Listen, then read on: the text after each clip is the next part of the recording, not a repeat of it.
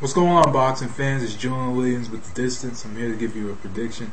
I will be back tomorrow with a couple of fantasy matchups for a few of my subscribers, a few friends in my profile. So I will be back with some more fantasy matchups, and I do have a mailbag coming up in a couple of days. But I do encourage you guys to send me mailbag questions because actually I only have one in my account right now. But anyway, this is a prediction for Yusef Mack versus Glen Johnson.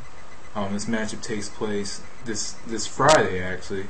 I might be missing this fight, but I will DVR it. But this is a good fight. It's very intriguing. This is for the contender for the IBF Light Heavyweight Championship, which Tavares Cloud holds. It puts together Yusef Mack and Glen Johnson. Glen Johnson has been around for a long time. Has had a very long career. I believe he's about 46 years old. I think he's 46, to be quite honest. I'm not even sure.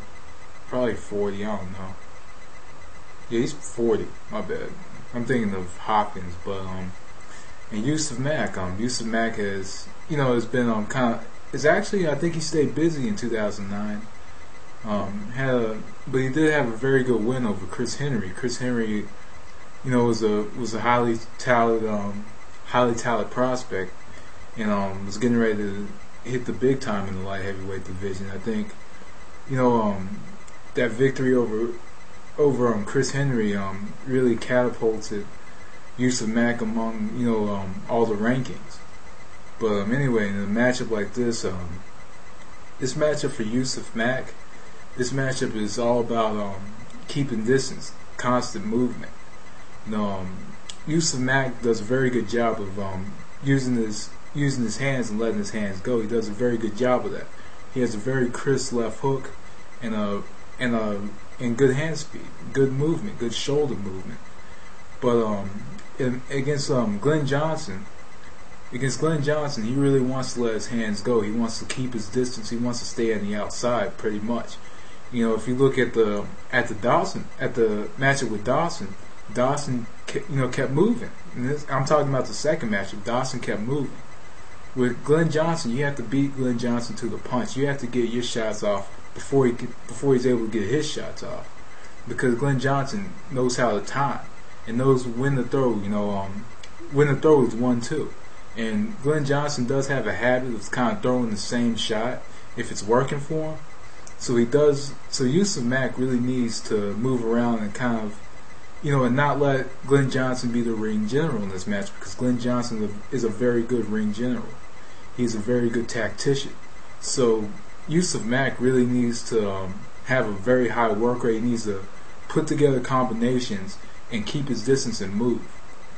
It's as simple as that in this matchup, because Glen Johnson showed, they had trouble with fighters that did well on the move, like what Dawson did, and on top of that, with Johnson, you have to beat him to the punch. You really do. You have to beat him to the punch, because Johnson is the type of fighter, when you throw at him, he's definitely gonna throw back. So that's really what Mack needs to do, kind of the stick and move. Kind of stick and move procedure that they do in boxing. Stick and move and constant movement. A lot of lateral movement in this matchup. Use a lot of angles. Fight from angles. Constantly bob and weave. Pretty much the fundamentals in this matchup. Stay out of the inside, because if he gets on the inside, that's where Johnson has you. For Glen Johnson in this matchup, Glen Johnson wants to fight on the inside. He wants to cut off the ring. He wants to fight on the ropes, because Yusef Mack, if Yusef Mack stays on the outside and he's able to land his shots, Glen Johnson is definitely gonna come forward. And like I mentioned earlier, usually with Glen Johnson, it's like when he throws the shots, sometimes he has a habit and a tendency to kind of throw the same shot over and over again. It's evident in a lot of his fights. But what's good about Glen Johnson is Glen Johnson can miss a shot, but when he follows up his missed shots with another shot. He has very good timing. I've seen Glen Johnson miss miss his left jab and follow up his left jab with a nice right uppercut. I think with in this matchup, Glen Johnson really needs to follow up his shots. He needs to follow up his shots. He really wants to get this matchup on the inside and try to make it as much of an inside fight as much as possible.